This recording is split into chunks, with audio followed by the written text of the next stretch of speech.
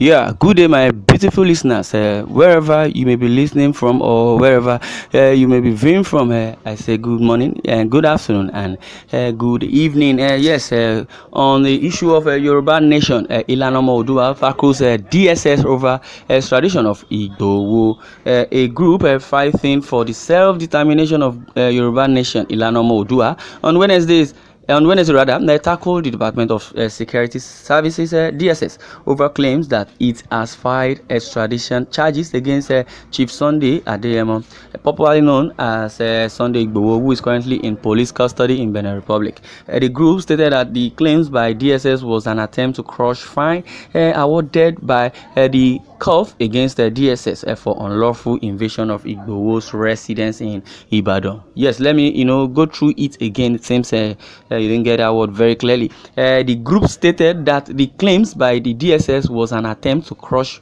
fine awarded by the court against DSS for unlawful invasion of Sunday Igboho's residence in Ibadan in Soka area, Oyo State. Recall that the DSS on Tuesday disclosed that the process of extraditing the Yoruba Nation agitator Igboho back to Nigeria was ongoing. Igboho was arrested by the operatives of the Brigade Criminal on July 19th, 2021, while trying to travel through the Benin Republic airport after the raid of his Ibadan Soka house and his Soka residence on July 1st by the DSS, Department of State Service operatives, as it is. Speaking with journalists in Ibadan during the inauguration, definitely of illana Omo, the Worldwide Elders Advisory Council. The spokesman of the group, Maxwell Adeleye, stated that the Nigerian government has not filed any extradition charges to bring Sunday Igboho back to the country. He said they don't have money to pay the fine, and that is why they wanted to quash the judgment. Also, the appeal for stay of execution that was filed by DSS has not been granted by the court. The leader of the illana Omo, Professor Banji Akintoye, while speaking at the event, noted that the advisory council became important to liaise with traditional rulers and other stakeholders towards making the dream of the self-determination comes to reality. He pointed out that the youth cannot drive the cause alone, urging everybody that loves development of Yoruba land to join hands towards its success. We are ready to fight for the self-determination of Yoruba Nation until we succeed, or we have succeeded. There are some things the elders can do that the youth cannot do.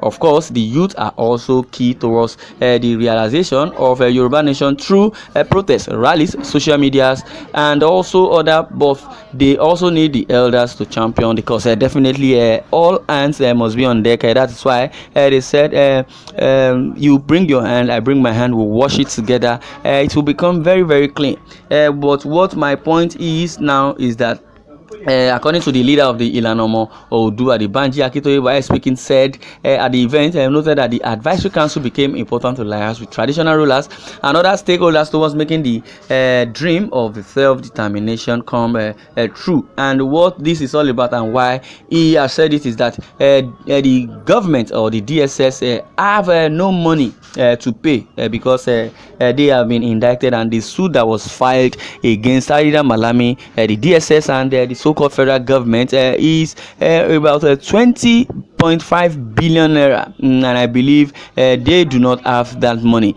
And buttressing the point is that I have said it once in my previous article, that the government are trying their possible best. I mean the Nigerian government through the DSS are planning a huge havoc for Sunday Igboho, and this is what Professor Banji Akintoye has revealed by saying that they want to quash the judgment because they don't have the money. Either I don't want to say that word, either terminating Igboho, deleting him, or doing all sorts just to sweep everything under the carpet and quash the judgment. Also the appeal for stay of execution, you know what that means. The appeal for stay execution that was filed by DSS has not been granted by the court. I could remember when Malami said the court should give him more time to I don't know what he wants to do, but the basic truth is towards the suit that was filed against against him, the 20 billion naira that was filed against him. Said the court should give him time. He was appealing that the court should give him time to gather the money or to quash the system, or also to quash the so-called case and the suit that was filed against him. And Professor Banji Akintoye has really said it that they are planning a huge havoc on this so-called judgment by the court. Now, I would always say the judiciary system or the arm of government has really compromised. When court during Goodluck Jonathan regime, when court lay verdict, that is final. Anything court says is final. But in the present dispensation of President Muhammadu Buhari, court has compromised, and the person who said it and laid more emphasis on that was the so-called international lawyer, or let me say the international lawyer to Kanu, Nnamdi Kanu. He said the judiciary have compromised just due to the way he was being treated. They did not allow him into the court, not only once, twice, 3 times, 4 times. It was up to 5 times that he was denied access to the court, and he believed that court should be a public place that everybody or anybody can even venture into to listen to hearings. That is what it is. So if court says go and pay 20 billion, so it might be be in tranches. It doesn't really matter, but you pay that money. But now trying to appeal over what? Why are you appealing? What are you appealing when the court has laid verdict? Yes, court really, before court could lay a verdict, court has, come to an agreement or a conclusion that you are very guilty of the allegation, meted against you. According to Professor Banji Akintoye, says we are ready to fight for the self-determination of Yoruba nation until we succeeded.